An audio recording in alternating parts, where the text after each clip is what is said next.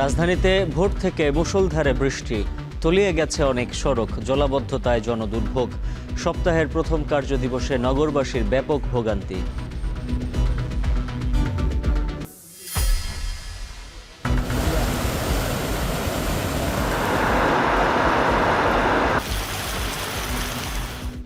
চট্টগ্রামে বন্যা পরিস্থিতির অবনতি, পানিবন্দী ৯ লাখ মানুষ। রাঙামাটিতে প্লাবিত হচ্ছে নতুন নতুন এলাকা। বান্দরবানে কিছুটা উন্নতি, বিপর্যস্ত যোগাযোগ ব্যবস্থা, খাদ্য সুপেয় পানির সংকট। ভোলার অধিকাংশ চরেই নেই পর্যাপ্ত সাইক্লোন সেন্টার। দুর্যোগে মাত্র 1/4 ঠাঁই মিলবে আশ্রয় কেন্দ্রে। প্রকল্প গ্রহণের আশ্বাস জেলা প্রশাসনের।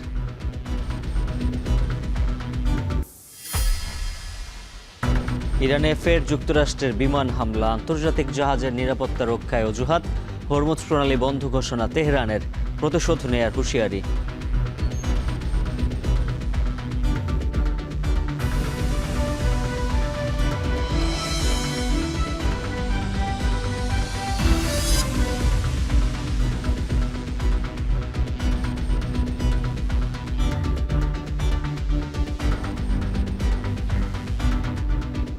স্বাগত এখন বাণিজ্যে। পুরো আয়োজনের সঙ্গে আছে আমি উজ্জ্বল হাফিজ। ভোর থেকে প্রবল বৃষ্টিতে তলিয়ে গেছে রাজধানীর অনেক সড়ক। সপ্তাহের প্রথম কর্মদিবসে বিপাকে পড়েন নগরবাসী। রাতভর গুঁড়ি গুঁড়ি বৃষ্টি হলেও ভোর 5টা থেকে শুরু হয় মুষলধারে বৃষ্টি। থেমে থেমে যায়, এখনও চলছে। রাজধানীর মিরপুর, ধানমন্ডি, নিউ মার্কেট, আজিমপুর, কারণবাজার, নয়াপল্টন, মতিঝিল সহ বিভিন্ন এলাকার সড়কে পানি জমে যায়। এই অবস্থায় সকালে কর্মজীবী ও স্কুলগামী শিক্ষার্থীরা পড়েন ভোগান্তিতে। রিকশা, সিএনজিতে গন্তব্যে পৌঁছাতে গুনতে হয় অতিরিক্ত ভাড়া।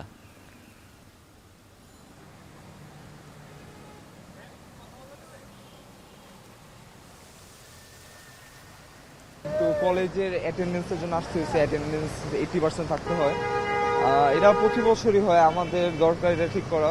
পানিতে গাড়ি বন্ধ হয়ে যায়, স্টার্ট বন্ধ, এরকম অনেক জায়গায় অনেকগুলো গাড়ি বন্ধ হয়ে আছে। যাত্রী নাই, যাত্রী পাওয়া যাচ্ছে না বৃষ্টির কারণে, আর গাড়ি ঠিক মতো চালানো যাচ্ছে না। প্রায় 2 থেকে 3 ঘন্টার মতো আমরা গাড়ি পাচ্ছি না।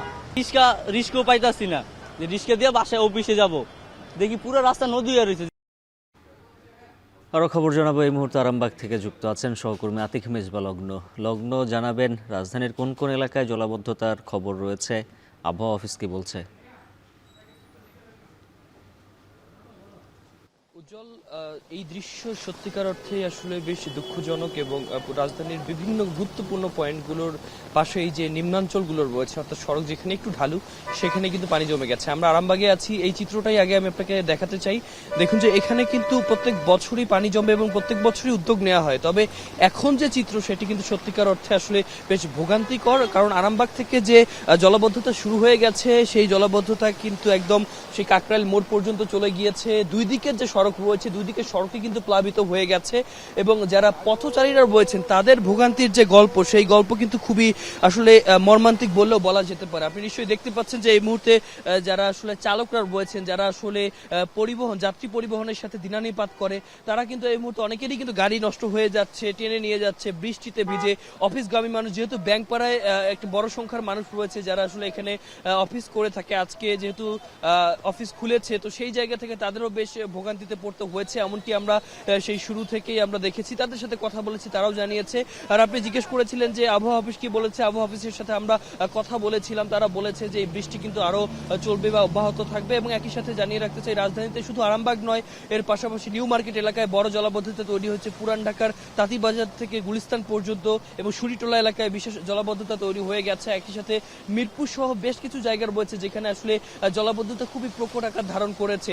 একই সাথে যারা এখানে পথচারীরা রয়েছেন তাদেরকে কিন্তু বেশ বেগ পোহাতে হয়েছে, কারণ এই বৃষ্টি কিন্তু তাদের চলাচলের জন্য যেমন অসুবিধার, একই সাথে তারা যে যানবাহনগুলো ব্যবহার করে থাকে তার ইঞ্জিনের জন্য বেশ ক্ষতিকর। এবং দেখা যাচ্ছে যে অনেকেই ঠিক সময়ে অফিসে পৌঁছাতে পারছে না। এবং আমরা যে জায়গাটিতে আছি আরামবাগ থেকেই মূলত মতিঝিল বা অন্যান্য অঞ্চলের যে জায়গাগুলো রয়েছে, এখানে বেশ কয়েকটি শিক্ষা প্রতিষ্ঠান রয়েছে, কলেজ রয়েছে, তো তাদের আসলে বেগ পোহাতে হচ্ছে। একই সাথে রাস্তার পাশে যে বিভিন্ন দোকানপাটগুলো রয়েছে যেখানে আসলে যারা দিনানিপাত করে গাড়িটি করছিল। সড়কে লম্বা যানজট তৈরি হয়ে গেছে। আমরা যে জায়গাটিতে রয়েছে আমাদের অপোজিটেই অর্থাৎ যে সড়কটি রয়েছে অর্থাৎ মতিঝিল থেকে পল্টনের দিকে যে সড়কটি রয়েছে এখানে লম্বা একটা যানজট রয়েছে, সেটি আমরা স্পষ্টভাবেই দেখেছি। যারা পথচারীরা রয়েছে আমরা কথা বলেছি, তারাও নিশ্চিত করেছে আসলে এই দৃশ্য কোনো অংশেই সুখকর নয়, এটা সব দিক থেকে তাদের জন্য ভোগান্তির। একই সাথে আরেকটি বিষয় জানিয়েছে, যেহেতু আসলে প্রত্যেক বছরই এই ধরনের জলাবদ্ধতা হয়, সিটি কর্পোরেশন থেকে শুরু করে যারা গুরুত্বপূর্ণ স্টক হোল্ডার রয়েছেন তাদের কাছ থেকে গুরুত্বপূর্ণ পদক্ষেপের মাধ্যমে যেন আসলে জল নিষ্কাশনের যে ব্যবস্থা সেটি যেন ঠিক করা হয়। এবং একই সাথে জানিয়ে রাখতে চাই সিটি কর্পোরেশনের পক্ষ থেকেও কিন্তু বারংবার বলা হচ্ছে যে প্রত্যেকদিন যে অপরিশোধিত যে বর্জ্যগুলো রয়েছে, একই সাথে বিভিন্ন খোসা বোতল থেকে অন্যান্য যে প্লাস্টিক জাত পণ্যের যে মোড়ক রয়েছে সেগুলো যেখানে সেখানে ফেলার কারণে একটা বড় ভোগান্তি তৈরি হয় এবং সেগুলোই মূলত জলাবদ্ধতা তৈরি করে। তো এই জন্য যারা স্টক হোল্ডার বলছেন তারা স্পষ্টভাবেই জানিয়ে দিয়েছেন এখানে একদিকে যেমন সিটি কর্পোরেশনের উদ্যোগ নেওয়া খুবই জরুরি, একই সাথে আসলে যারা এখানে রয়েছেন বিশেষ করে এখানে যারা জনসাধারণ রয়েছেন তাদের ব্যক্তিগত সচেতনতা খুবই গুরুত্বপূর্ণ। তার ব্যতিক্রম যেমনটি দেখতে পাচ্ছেন, আসলে পথচারীরা যারা রয়েছেন ভিজে ভিজেই যাচ্ছেন, কেউ আসলে ফুটপাতের যে উঁচু অংশটি রয়েছে সেই অংশটি ব্যবহার করেই অফিস যাবার চেষ্টা করছেন। তবে যে আরামবাগের যে সড়কটি রয়েছে এখানে যানবাহনের গতি খুবই কমে গেছে। এতক্ষণ ধরে একটা স্থবিরতা ছিল, বেশ কয়েকটি গাড়ির ইঞ্জিন বিকল হওয়ার কারণে আসলে গাড়িগুলো সামনে এগোতে পারছিল না। কিছুক্ষণ আগে আমরা দেখেছি যে বেশ তৎপরতা দেখিয়ে এখানে আসলে সেই গাড়িগুলোকে সরিয়ে নেওয়া হয়েছে টেনে টেনে।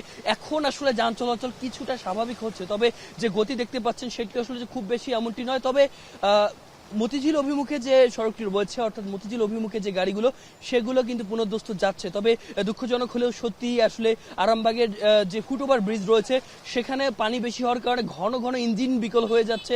আমরা অনেকগুলো গাড়িকে দেখেছি, সিএনজি থেকে শুরু করে অনেকগুলো গাড়িকে দেখেছি যেগুলোকে আসলে ঠেলে নিয়ে যাওয়া হচ্ছে, যেমনটি আপনারা আসলে এখনো দেখতে পাচ্ছেন যে অনেকগুলো গাড়িকে একই সাথে শুধু 4 চাকার বাহন নয়, 4 চাকা ছাড়াও অন্যান্য যে মোটর বাইক থেকে শুরু করে অন্যান্য যে ব্যক্তিগত যে বাহনগুলো রয়েছে সেখানেও কিন্তু এই ভোগান্তিটা আমরা দেখেছি।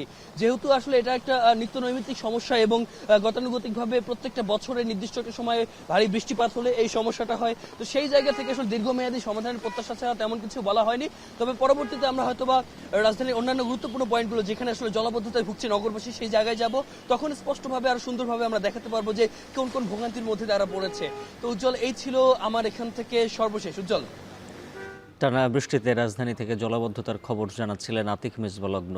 এদিকে চট্টগ্রামেও ভোর থেকে আবারও শুরু হয়েছে ভারী বর্ষণ, ফলে বিভিন্ন স্থানে বন্যা পরিস্থিতির অবনতি হয়েছে। পানিবন্দী অন্তত 8,67,000 মানুষ। এদিকে রাঙামাটিতে অতিবর্ষণে পাহাড় ধসের শঙ্কার মাঝেই জেলার বাঘাইছড়ি উপজেলার পর ডুবেছে বিলাইছড়ি ও বরকল উপজেলার নিম্নাঞ্চল। এরই মধ্যে জেলার 7 উপজেলায় ছোট বড় 131টি পাহাড় ধসের ঘটনা ঘটেছে।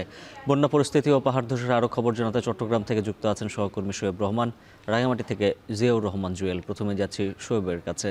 শোয়েব, জানাবেন চট্টগ্রামে বন্যা পরিস্থিতির এখন কেমন চিত্র রয়েছে? উজ্জ্বল, গতকাল সারা দিনভর কিন্তু খুব একটা বৃষ্টিপাত ছিল না, যে কারণে বিভিন্ন জায়গা থেকে বন্যা পরিস্থিতির উন্নতির কথা শোনা যাচ্ছিল। তবে গেল ভোর থেকে আবারও টানা বৃষ্টি শুরু হয়েছে, যে কারণে চট্টগ্রাম নগরী সহ যেই উপজেলাগুলোতে বন্যা পরিস্থিতির উদ্ভব হয়েছিল সেই জায়গাগুলোতে বন্যা পরিস্থিতির কিছুটা অবনতি হয়েছে বলা যায়। আমরা রয়েছে এই মুহূর্তে বাঁশখালীতে এবং বাঁশখালীর এই জায়গাটিতে গেল পরশুদিন কিন্তু কোমর থেকে বুক সমান পানি ছিল, সেখানে গতকাল সেটি কিছুটা কমে যায়, কিন্তু আজকে আবারও ভোর থেকে বৃষ্টিপাতের কারণে কিন্তু পানির উচ্চতা ধীরে ধীরে বৃদ্ধি পাচ্ছে। এবং একই সাথে বাঁশখালীর পাশাপাশি সাতকানিয়া যে উপজেলা রয়েছে, যে দুটি উপজেলা সবচাইতে বেশি ক্ষতিগ্রস্ত হয়েছে, সেখানেও কিন্তু বন্যা পরিস্থিতির কিছুটা অবনতি হয়েছে এবং সেখানে কোনো কোনো এলাকা থেকে পানি নেমে যাওয়ার কারণে কিন্তু অনেকেই আশ্রয় কেন্দ্র থেকে বাসায় ফিরছিলেন, কিন্তু সেই সকল জায়গাগুলোতে আবারও ধীরে ধীরে কিন্তু পানি বাড়তে শুরু করেছে বলে আমরা খবর পেয়েছি। এবং এরই মধ্যে চট্টগ্রামের যে 15 উপজেলা রয়েছে সেখানকার মধ্যে সবচেয়ে ক্ষতিগ্রস্ত সাতকানিয়া, বাঁশখালী,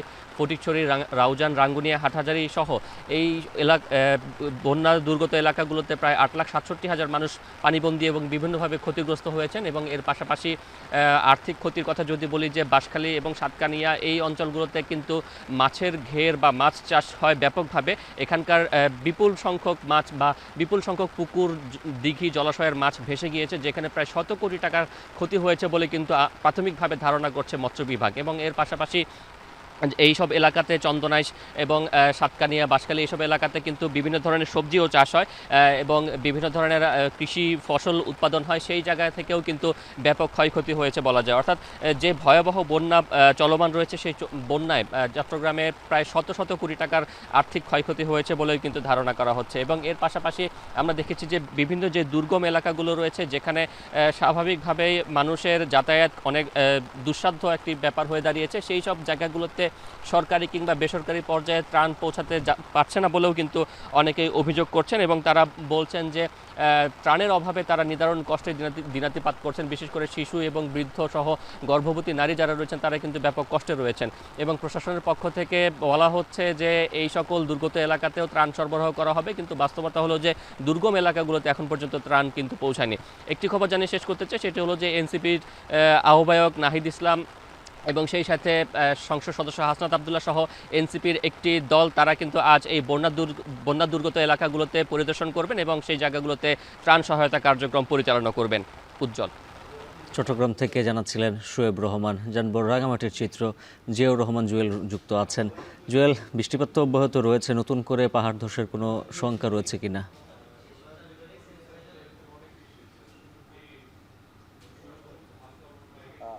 বলে রাখি যে গত 9 দিন ধরে রাঙামাটিতে বিস্তীর্ণ এলাকায় বৃষ্টিপাতের কারণেই মূলত যে পাহাড় ধসের সংখ্যা এবং বলা যায় যে অনেকটা বন্যা পরিস্থিতি তৈরি হয়েছে, সেই জায়গায় আসলে জেলা প্রশাসন থেকে এখন পর্যন্ত 47টি আশ্রয় কেন্দ্রে 3,820 জন মানুষ অবস্থান করছেন।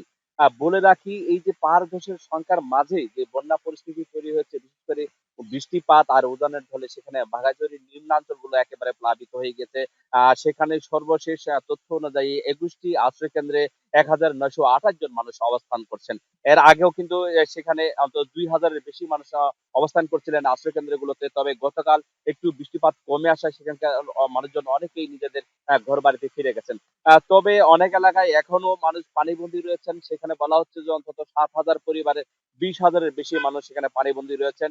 একই সঙ্গে সেখানকার বিস্তীর্ণ যে ফসলের ক্ষেত এবং মাঠ রয়েছে, পুকুর রয়েছে, অন্যান্য যে মাছ চাষের যে উপযোগী পুকুরগুলো রয়েছে, সেগুলো আসলে ডুবে গিয়ে ব্যাপকভাবে ক্ষয়ক্ষতি হয়েছে। তবে এখন পর্যন্ত সেই ক্ষয়ক্ষতির কি পরিমাণ হয়েছে সেটি এখন পর্যন্ত কোনো কর্তৃপক্ষই নিরূপণ করতে সক্ষম হয়নি। পানি নেমে গেলে হয়তো সেটি সম্ভব হবে।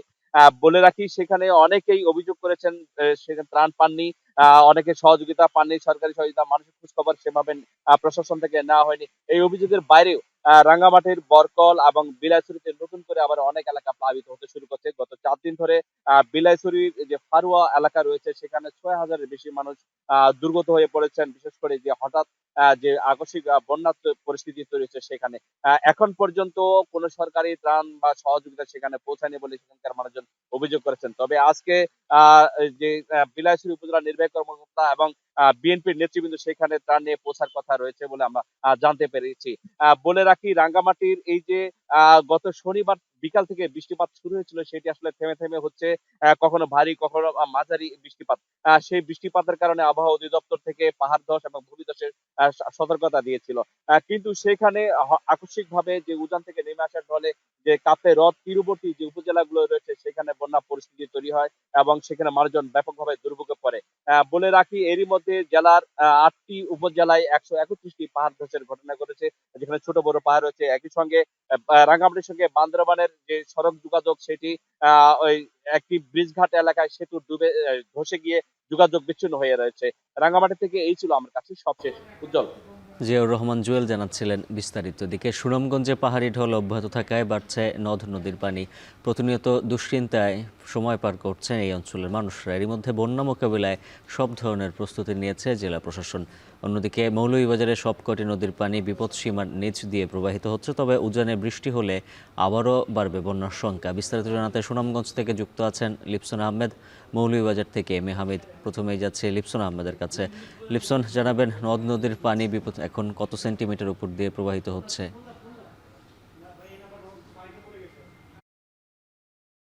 উজ্জ্বল, শুরুতে যদি বলি যে সুনামগঞ্জের যে 206টি নদী রয়েছে তার মধ্যে শুধু কুশিয়ারা যে নদী সেটি বিপদ সীমার উপর দিয়ে প্রবাহিত হচ্ছে, তবে অন্যান্য যে নদীগুলো রয়েছে সেই নদীর পানি এখনো কিন্তু বিপদ সীমার নিচ দিয়ে প্রবাহিত হচ্ছে। অর্থাৎ সুনামগঞ্জে এখনো কিন্তু বন্যা পরিস্থিতির সৃষ্টি হয়নি। তবে একটি বিষয়ে জানিয়ে রাখি, যেহেতু টানা বৃষ্টি, পাহাড়ি ঢল, এই দুটি মিলিয়ে কিন্তু এই অঞ্চলে কিন্তু একটি বন্যা আতঙ্ক তৈরি হয়েছে। সেই সাথে পানি উন্নয়ন বোর্ডও কিন্তু বলছে আগামী 24 ঘন্টা কিন্তু সুনামগঞ্জ পাশাপাশি ভারতের যে মেঘালয়ের চেরাপুঞ্জি রয়েছে সেখানে ভারী থেকে অতি ভারী বৃষ্টিপাত হবে, যার ফলে কিন্তু এই অঞ্চলে একটি যে বন্যা, সেই বন্যার সংখ্যায় কিন্তু এখানকার প্রায় 24 লাখ মানুষ কিন্তু চরম আতঙ্কে দিন পার করছেন। বিশেষ করে যদি বলি টানা কয়েকদিনের যে বৃষ্টিপাত অব্যাহত ছিল, তবে গতকাল রাত থেকে এখন পর্যন্ত বৃষ্টি কিছুটা কমেছে, তবে চেরাপুঞ্জিতে বৃষ্টিপাত অব্যাহত থাকে কিন্তু আসলে উজানের পাহাড়ি ঢল নামায় কিন্তু এই অঞ্চলের যে দুর্গম এলাকাগুলো রয়েছে, অর্থাৎ বিশেষ করে যদি বলি তাহিরপুর, মধ্যনগর, ধর্মপাশে এই অঞ্চল যেহেতু একদম সীমান্তবর্তী, যার ফলে কিন্তু আসলে ওই দিকে পানি কিন্তু অনেকটাই বেড়েছে, যার ফলে কিন্তু আমরা যদি বলি সেখানকার যে গ্রামীণ যে সড়কগুলো সেটি ইতিমধ্যে তলিয়েছে। সেই সাথে আমরা যদি বলি জগন্নাথপুরের কুশিয়ারা নদীর পানির স্রোতে কিন্তু একটি সড়ক ভেঙে গিয়ে প্রায় 8টি গ্রাম যোগাযোগ বিচ্ছিন্ন রয়েছে।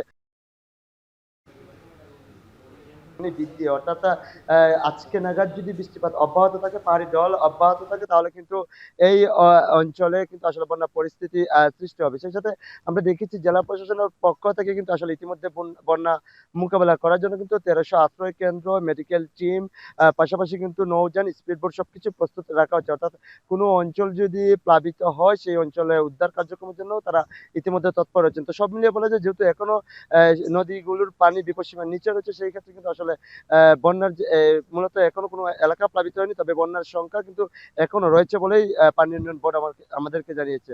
উজ্জ্বল। লিপসন আহমেদ জানাচ্ছিলেন বিস্তারিত। এম আহমেদ যুক্ত আছেন মৌলভীবাজার থেকে। আহমেদ, জানাবেন জেলায় আবহাওয়া পরিস্থিতির কি অবস্থার সার্বিক চিত্র কেমন?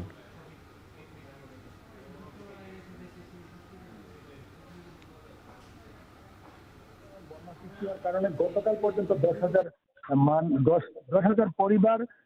পরিবারে প্রায় 40,000 মানুষ পানিবন্দী হয়ে পড়েছিল। কিন্তু সুখের খবর হচ্ছে গতকাল বিকেল থেকে কিন্তু মনু, দলাই, কুশিয়ারা এবং জুড়ি নদীর পানি কমতে শুরু করেছে এবং এখন বিপদসীমার অনেক নিচ দিয়ে নদীগুলোর পানি প্রবাহিত হচ্ছে, যার কারণে বন্যা পরিস্থিতির কিছুটা উন্নতি হয়েছে বলা যায়। এবং আজকে পর্যন্ত প্রায় 7,000 পরিবারের 27,000 মানুষ প্রায় পানিবন্দী রয়েছেন। এবং এখন যে এলাকায় দাঁড়িয়ে আছি সেখানে মাঝপাড়া এলাকা, গতকালকে পর্যন্ত এখানে কিন্তু 7-8 ফুট পানির নিচে ছিল, সেটা নেমে গিয়েছে এবং লোকজন আস্তে আস্তে করে বাড়ি ঘরে ফিরতে শুরু করেছেন। আমি অনেকগুলো জায়গা ঘুরে দেখেছি যে তাদের অবর্ণনীয় দুর্ভোগ রয়েছে। তার ঘরের মধ্যে জিনিসপত্র যা ছিল সব নষ্ট হয়ে গিয়েছে, খাদ্যদ্রব্য থেকে শুরু করে আসবাবপত্র সবই নষ্ট হয়ে গিয়েছে এবং তারা খুবই ভোগান্তির মধ্যে পড়েছেন। জেলা প্রশাসন জানিয়েছে যে ইতিমধ্যে তারা 1750 প্যাকেট শুকনো খাবার এবং 60টি উপজেলায় 110 মেট্রিক টন জিআর চাল বরাদ্দ করেছেন।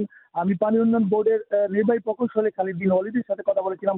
তিনি জানিয়েছেন যে উজানে যদি বৃষ্টি অব্যাহত থাকে তাহলে হয়তো বন্যা পরিস্থিতি আরো খারাপ হতে পারে। আবহাওয়া অফিস বলেছে যে 13 তারিখ পর্যন্ত ভারতের উজানে হয়তো কিছুটা বৃষ্টিপাত হতে পারে, এতে আবারও বন্যার সৃষ্টি হতে পারে। এখন পর্যন্ত বন্যার আশঙ্কা উড়িয়ে দেওয়া যাচ্ছে না, কিন্তু এই মুহূর্তে পর্যন্ত প্রতিটি এলাকার পানি, আমি যদি সঠিকতা জানিয়ে যেতে চাই সেক্ষেত্রে আউশের ক্ষতি হয়েছে 119 হেক্টর, আমনের ক্ষতি হয়েছে 48.50 হেক্টর এবং রবি শস্যের ক্ষতি হয়েছে 54.50 হেক্টর। অপরদিকে রাস্তাঘাটের ক্ষতি হয়েছে 84.45 কিলোমিটার এবং পরিবারের ক্ষতি হয়েছে এবং ঘরবাড়ির ক্ষতি হয়েছে 3,617টি ঘরবাড়ি নষ্ট হয়ে গিয়েছে এবং দুটি শিক্ষা প্রতিষ্ঠান ক্ষতিগ্রস্ত হয়েছে। মৌলভীবাজার থেকে বন্যা পরিস্থিতির খবর জানাচ্ছিলেন এম এ হামিদ। আবারও জানাবো বন্দরনগরীর খবর। সকাল থেকেই ভারী বৃষ্টিতে তলিয়েছে চট্টগ্রাম শহরের রাজপথ। এ নিয়ে বিস্তারিত জানাতে চট্টগ্রাম নগরী থেকে যুক্ত আছেন হোসেন জিয়াদ, জানাবেন কোন কোন সড়কে আবার জলাবদ্ধতা তৈরি হয়েছে, সিটি কর্পোরেশন কি পদক্ষেপ নেবে আগামীতে?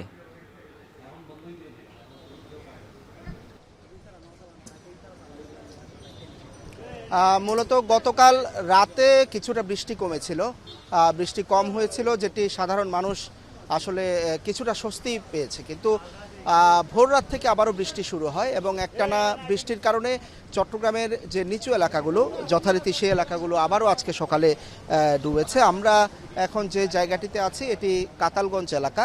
এখানে সামান্য বৃষ্টি হলেই আসলে এই পানি উঠে যায় এবং আজকেও আমরা দেখছি যে প্রায় কোমর সমান পানি। এবং এই কাতালগঞ্জ এলাকাটিতে যারা বসবাস করেন তারা আসলে সকালবেলা যে বের হবেন, কর্মমুখর জীবন, যারা কাজে যোগ দিচ্ছেন, স্কুল কলেজ কিংবা শিক্ষা প্রতিষ্ঠানগুলোতে যাচ্ছেন, সকালে উঠেই তারা আসলে এক ধরনের বিপাকে পড়েছেন। ছোট ছোট যানবাহন রিকশায় করে তারা এই পথটি পাড়ি দিচ্ছেন, অনেকে একেবারে ভিজে আসলে অফিসের দিকে যাচ্ছেন এবং তারা আসলে অভিযোগ করছেন। এখানে আমরা যতক্ষণ ছিলাম অনেকটা আমাদের উপরও তারা আসলে ক্ষোভ ঝেড়েছেন যে দীর্ঘ সময় ধরে আসলে এই এলাকার জলাবদ্ধতার কথা বলা হচ্ছে কিন্তু তার কোনো সুরাহা হচ্ছে না। তবে সিটি কর্পোরেশন কিংবা জলাবদ্ধতা প্রকল্পে যারা কাজ করছেন তারা যেটি বলছেন যে এই জায়গার পাশ দিয়ে যে খালটি গিয়েছে সেই খালের কাজ আসলে এখনো পর্যন্ত 65% মতো শেষ হয়েছে এবং বেশিরভাগ খালের কাজ মোটামুটি 90 থেকে 95% শেষ হলেও 2-3টি খালের কাজ এখনো কিন্তু বাকি, যার একটি অঞ্চল দিয়ে গিয়েছে সে কারণে এখানে পানিটা নিষ্কাশন হয় না। তার উপর যেই খালটি গিয়েছে সেটি এই জায়গা থেকে কিছুটা উঁচু, অর্থাৎ খাল থেকে এই জায়গাটি কিছুটা নিচু হওয়ায় এখানে বৃষ্টি হলেই মূলত এক কোমর পানি পার হয়ে তাদেরকে যেতে হয়। তো এখানকার বাসিন্দারা যেটি বলছেন যে এখানে এই সড়কটি বা এই এলাকাটি একই সাথে উঁচু করতে হবে, কারণ উঁচু না করলে যেহেতু এটি খাল থেকে নিচু এই এলাকায় আসলে পানি জমবে। তো এটি ছাড়াও নগরীর বিভিন্ন এলাকায় আজকে সকালে পানি জমেছে, যেগুলো বিশেষ করে নিম্নাঞ্চল সেই জায়গাগুলো আবারও পানিতে তলিয়ে গেছে। হোসেন জিয়াদ জানাচ্ছিলেন চট্টগ্রাম থেকে জলাবদ্ধতার খবর। মৌসুমী বায়ুর প্রভাবে টানা ভারী বৃষ্টি, বন্যা ও ভূমিধসের কবলে ভারতের উত্তর পূর্ব এবং মধ্যাঞ্চলীয় রাজ্য আসাম এবং ত্রিপুরায় অব্যাহত রয়েছে ভারী বৃষ্টিপাত। দিল্লি, মহারাষ্ট্র ও গুজরাটে বন্যায় জলাবদ্ধতার জেরে বিঘ্নিত জনজীবন। উত্তরাখণ্ডে ভূমিধসে বন্ধ হয়ে গেছে 120টি সড়ক। 2 দিন পর উদ্ধার করা হয়েছে শতাধিক তীর্থযাত্রীকে। এদিকে চীনের পূর্বাঞ্চলীয় তাইঝই উপকূলে আঘাত এনেছে শক্তিশালী টাইফুন বাভি। সরিয়ে নেওয়া হয়েছে 20 লাখ মানুষকে। আর জানাচ্ছেন সতীর্থ কর্মকার।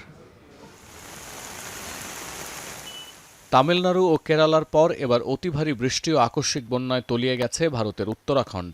বন্যার পর ভূমিধসে 3টি জাতীয় মহাসড়ক সহ তলিয়ে গেছে 120টিরও বেশি রাস্তা। যমুনোত্রী জাতীয় সড়কের একটি অংশ 2 দিন ধরে বিচ্ছিন্ন থাকার পর ভাঙা একটি অংশ ব্যবহার করে উদ্ধার করা হয়েছে আটকে পড়া শতাধিক তীর্থযাত্রীকে। বন্যা পরিস্থিতির কিছুটা উন্নতি হলেও ভূমিধসে বিপর্যস্ত কেরালার পাল্লাদির টানেল প্রকল্পের চারপাশে টানা 5ম দিনের মতো চলছে উদ্ধার অভিযান। এখনও সন্ধান মেলেনি বেশ কয়েকজন বন্যা দুর্গতের। উত্তর পূর্বাঞ্চল বিশেষ করে আসাম এবং ত্রিপুরায় ভারী বৃষ্টিপাত অব্যাহত আছে। উজানে অতি ভারী বৃষ্টির কারণে সৃষ্ট ঢলের প্রভাব পড়েছে বাংলাদেশের উত্তর পূর্বাঞ্চলেও। দিল্লি, মহারাষ্ট্র ও গুজরাটে আকস্মিক বন্যা এবং জলাবদ্ধতায় বিপন্ন জনজীবন। হরিয়ানা এবং এর সংলগ্ন এলাকাগুলোর পরিস্থিতি এখনও বেশ নাজুক। ভারত শাসিত জম্মু ও কাশ্মীরে অতিবৃষ্টিতে প্লাবিত হয়েছে নদী, খাল এবং নিচু এলাকাগুলো। পানি প্রবেশ করেছে লোকালয়ে, ডুবে গেছে ফসলি জমি। ক্ষতিগ্রস্ত এলাকা থেকে অর্ধশতাধিক বাসিন্দাকে নিরাপদে উদ্ধার করেছে স্থানীয় প্রশাসন। ভারতের আবহাওয়া অফিসের পূর্বাভাস, আগামী কয়েকদিন হিমাচল প্রদেশ, উত্তরাখণ্ড, পূর্ব উত্তরপ্রদেশ এবং মেঘালয়ে অতি ভারী বৃষ্টিপাত অব্যাহত থাকবে। এছাড়াও পশ্চিমবঙ্গ, ওড়িশা, ঝাড়খণ্ড, বিহার, পাঞ্জাব, হরিয়ানা, পশ্চিম উত্তরপ্রদেশ, মিজোরাম, তামিলনাড়ু এবং কেরালায় বৈরী আবহাওয়া পরিস্থিতি থাকবে বলেও জানানো হয়েছে। এদিকে চলতি সপ্তাহে দ্বিতীয়বারের মতো টাইফুনের কবলে পড়েছে চীন। শনিবার সন্ধ্যায় প্রথমে উপকূলীয় শহর তাইঝৌতে আঘাত হানে শক্তিশালী টাইফুন বাভি। ওয়েনঝৌতে দ্বিতীয় আঘাত আসে মধ্যরাতের দিকে। এর জেরে অন্তত 20 লাখ মানুষকে সরিয়ে নিয়েছে প্রশাসন। চীনের পর জাপানের কয়েকটি দ্বীপে আঘাত এনে শক্তি হারিয়ে তাইওয়ানের উত্তর প্রান্ত ঘেঁষে বের হয়ে যায় টাইফুন বাভি। তবে বৃষ্টিবলয়ের মধ্যে থাকা বিপুল পরিমাণ আর্দ্রতার কারণে তীব্র বর্ষণের ঝুঁকি এখনও থেকেই যাচ্ছে। সতীর্থ কর্মকার, এখন বিশ্ব।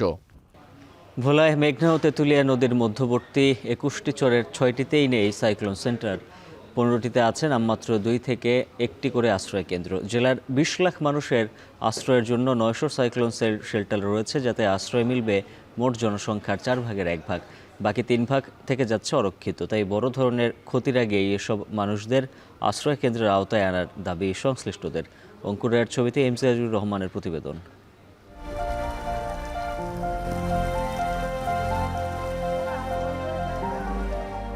প্রতি বছরের মতো এবারও দুর্যোগ মৌসুম শুরু হয়েছে, কিন্তু অনেক চরবাসীর কাছে ঘূর্ণিঝড় মানেই আতঙ্ক আর জলোচ্ছ্বাস মানেই অনিশ্চয়তা। দৌলতখান উপজেলার মদনপুর ইউনিয়নের চরমুন্সি গ্রামে প্রায় ৪,৫০০ মানুষের বসবাস। রয়েছে কয়েক হাজার গরু ও মহিষও। অথচ প্রাকৃতিক দুর্যোগে আশ্রয় নেবার মতো নেই কোনো সাইক্লোন শেল্টার। স্থানীয়দের তথ্য অনুযায়ী ঢালচর, পূর্ব ঢালচর, চর লাদেন, চর লক্ষ্মী, হাজিপুর, চর শামসুদ্দিন, কাজীর চর, চর সুলতানিয়া এবং চর কচুয়াতেই নেই আশ্রয় কেন্দ্র। এসব চরে বসবাস করে অর্ধলক্ষাধিক মানুষ। ২১টি চরের বেশিরভাগই রয়েছে মাত্র ১ বা ২টি আশ্রয় কেন্দ্র। বড় ক্ষয়ক্ষতির আগেই সবাইকে নিরাপদ আশ্রয় আনার দাবি ঝুঁকিতে থাকা মানুষদের। সাইক্লোন সেন্টার এখান থেকে বহু দূরে, সাইক্লোন সেন্টার যাইলে কমসে কম 2 মাইল যাইতে। আমাদের এই জায়গায় ঝড় তুফান হইলে আমাদের কোনো থাকার মতো স্থায়ী কোনো ঠিকানা নাই। 2-3 দিন আগে মাইকিং করে কইলেও আমরা কোনো মিল যাইতে পারি না, কারণ ধারে কোনো সাইকেল সেন্টার নাই। জ্বর চলে শেষ হইলে আমরা তো আল্লাহরে বুলাই আর ডাকি, খালি আল্লাহরে ডাকি আর ঘরে জিকির আজকার করি আর থাকি যে আল্লাহ যদি আমাকে রাখবো। মাননীয় প্রধানমন্ত্রী সহকারে যারা আছেন সরকারি কর্মকর্তা, আমরা চাইব যে আমাদের আশ্রয় কেন্দ্রটি নির্মাণ করার জন্য এবং আমাদের সুব্যবস্থা করার জন্য, যাতে বন্যায়, সিগনালে এবং ঝড় তুফানে মানুষগুলা ভালোভাবে বসবাস করতে পারে। ঝুঁকিপূর্ণ বাসিন্দাদের আশ্রয় কেন্দ্রের আওতায় আনতে প্রকল্প গ্রহণের কথা জানান জেলা প্রশাসক। আর ব্যবস্থা গ্রহণের আশ্বাস দুর্যোগ ব্যবস্থাপনা ও ত্রাণ মন্ত্রণালয়ের সচিবের। চরাঞ্চলগুলিতে সাইক্লোন শেল্টার নাই, সেগুলোতে আমরা অগ্রাধিকার ভিত্তিতে আমরা পত্র দিব যে যাতে করে ওই অঞ্চলগুলোতে সাইক্লোন শেল্টার নির্মাণ করা হয়। কারণ এটা একটা বেসিক বিষয়, কারণ ঢালচরের মতো দুর্গম যে জায়গাগুলো আছে সেখান থেকে আসলে রেস্কিউ করে আনা এটা খুবই ডিফিকাল্ট একটা বিষয়। যদি এরকম কোনো প্রয়োজনীয়তা থাকে জেলা প্রশাসক মহোদয় আমাদেরকে চিঠি লিখলে আমরা প্রয়োজনীয় উদ্যোগ গ্রহণ করব। আমাদের এরকম আশ্রয় কেন্দ্র, আমাদের প্রকল্প রয়েছে, সেই প্রকল্পের আওতায় যদি প্রয়োজন হয় অবশ্যই আমরা ভোলায় এই আয়োজন করব। জেলা প্রশাসনের তথ্য অনুযায়ী ভোলার ৭ উপজেলায় প্রায় ২০ লাখ মানুষের জন্য রয়েছে ৯১৯টি সাইক্লোন শেল্টার। এসব আশ্রয় কেন্দ্রে জায়গা হবে মোট জনসংখ্যার ১/৪। নিরাপদ আশ্রয়ের বাইরে থেকে যাচ্ছে প্রায় ১৫ লাখ মানুষ। ইমতিয়াজ রহমান, এখন ভোলা। সাবেক স্পিকার ও বিএনপির স্থায়ী কমিটির সদস্য ব্যারিস্টার জমির উদ্দিন সরকার মারা গেছেন। ভোরে রাজধানীর শ্যামলের একটি হাসপাতালে শেষ নিঃশ্বাস ত্যাগ করেন তিনি। দীর্ঘদিন ধরে বার্ধক্যজনিত নানা জটিলতায় ভুগছিলেন তিনি। 1931 সালে পঞ্চগড় জেলার তেঁতুলিয়ায় জন্মগ্রহণ করেন জমির উদ্দিন সরকার। তিনি 2 দফা জাতীয় সংসদের স্পিকার হিসেবে দায়িত্ব পালন করেন। 2002 সালে তৎকালীন রাষ্ট্রপতি এ.কে.এম বদরুদ্দোজা চৌধুরীর পদত্যাগের পর তিনি ওই বছরের 21 জুন থেকে 6 সেপ্টেম্বর পর্যন্ত অস্থায়ী রাষ্ট্রপতির দায়িত্ব পালন করেন। বিএনপির অন্যতম প্রতিষ্ঠাতা এই নেতা বহু বছর দলটির স্থায়ী কমিটির সদস্য ছিলেন। দীর্ঘ রাজনৈতিক জীবনে তিনি শিক্ষা, আইন, বিচার ও সংসদীয় বিষয়ক সহ বেশ কয়েকটি গুরুত্বপূর্ণ মন্ত্রণালয়ের দায়িত্ব পালন করেন। একাধিকবার সংসদ সদস্য নির্বাচিত হন জমির উদ্দিন সরকার।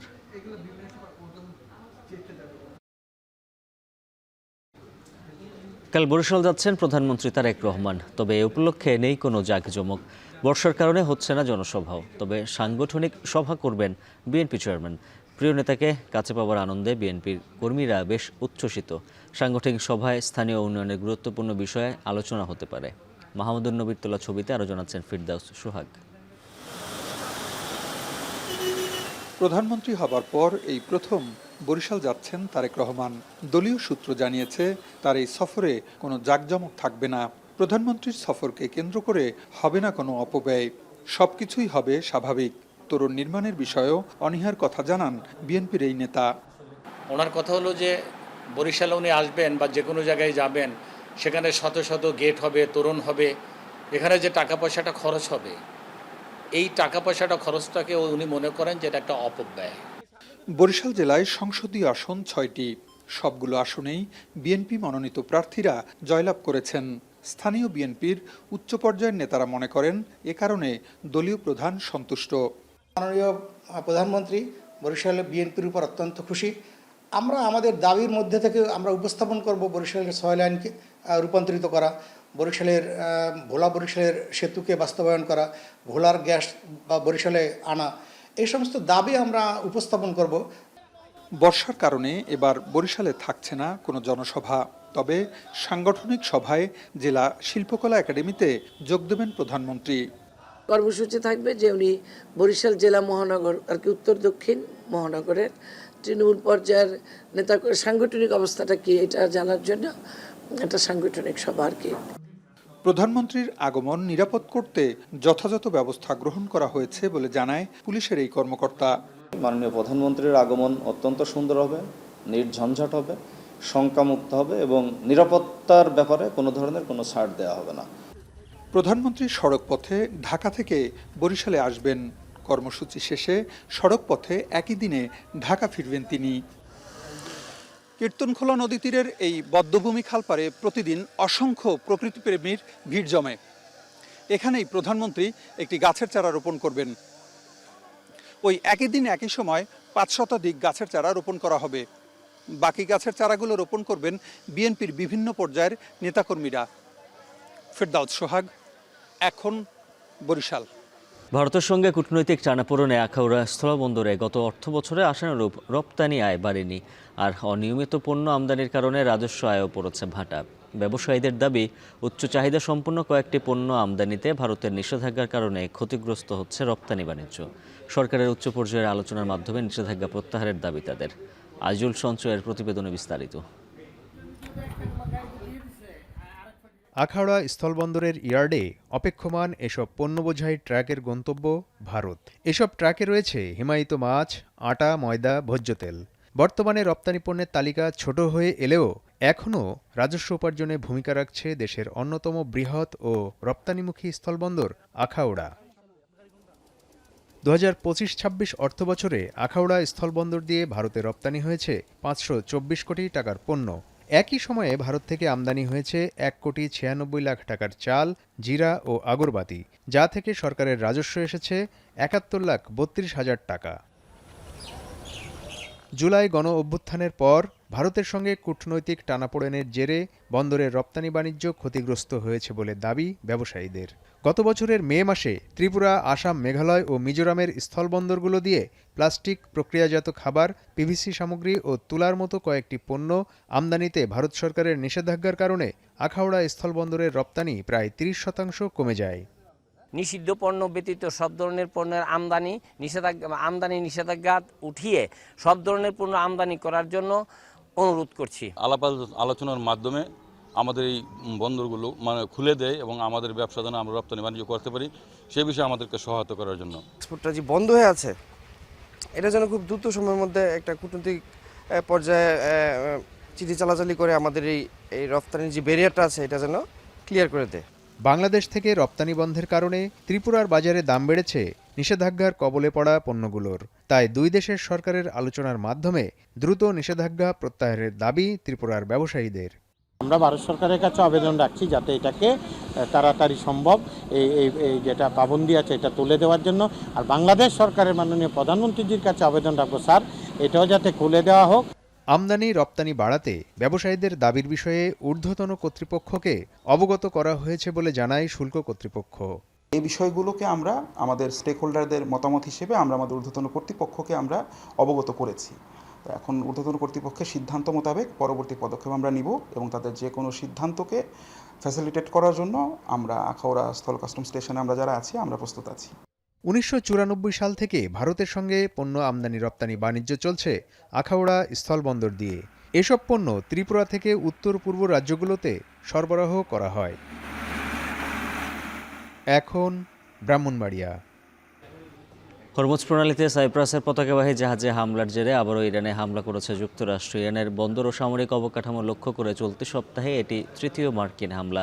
ইরানের রাষ্ট্রীয় সংবাদ মাধ্যম জানিয়েছে, স্থানীয় সময় শনিবার রাতে বন্দর আব্বাস, সিরিক, চাবাহার, বন্দর ইদেইর এবং আসালুয়েহতে বিস্ফোরণের শব্দ পাওয়া গেছে। পাশাপাশি হামলার প্রতিক্রিয়ায় ফের হরমুজ প্রণালী বন্ধের ঘোষণা দিয়েছে দেশটি। প্রতিটি মার্কিন হামলার উপযুক্ত জবাব দেওয়ার হুঁশিয়ারি দিয়েছে আইআরজিসি। আর যুক্তরাষ্ট্রের সেন্ট্রাল কমান্ড দাবি করছে, হরমুজে আন্তর্জাতিক বাণিজ্যিক জাহাজের নিরাপত্তা নিশ্চিত করতে এই হামলাগুলো চালানো হচ্ছে।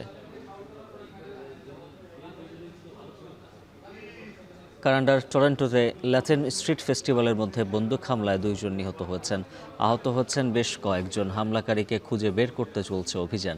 স্থানীয় সময় রাত 8টার কিছু পরে সেন্ট ক্লেয়ার অ্যাভিনিউতে বন্দুক হামলার খবর পায় পুলিশ। এ সময় সেখানে ঐতিহ্যবাহী সালসা উৎসব চলছিল। ঘটনাস্থলে পৌঁছে গুলিবিদ্ধ অবস্থায় 6 জনকে উদ্ধার করে আইনশৃঙ্খলা বাহিনী। পরে ঘটনাস্থলেই 2 জনের মৃত্যু হয়।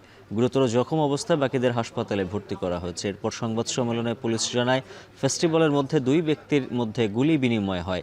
ঘটনাস্থল থেকে উদ্ধার করা হয়েছে 2টি আগ্নেয়াস্ত্র। হামলার সময় ঘটনাস্থলে অন্তত 13,000 লোকের সমাগম ছিল। আর এই ছিল এখন বাণিজ্যের আয়োজন। এখন টেলিভিশন ওয়েবসাইটে দেখতে ভিজিট করুন এখন.tv, ফেসবুকে দেখুন facebook.com/tv.এখন, সরাসরি ইউটিউবে দেখুন youtube.com/c/echontv।